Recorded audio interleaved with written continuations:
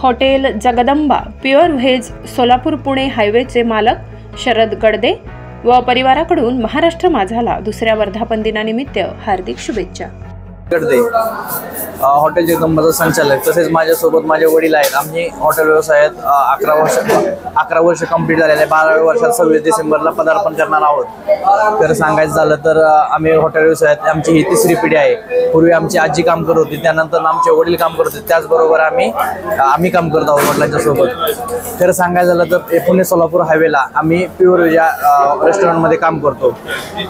महाराष्ट्रात आपण पहिल्यांदा 50% प्रयोग केला, त्याचा खरं तर अभिमान वाटतो। ह्याचे सगळं श्रेय आमच्या वडिलांना जातं।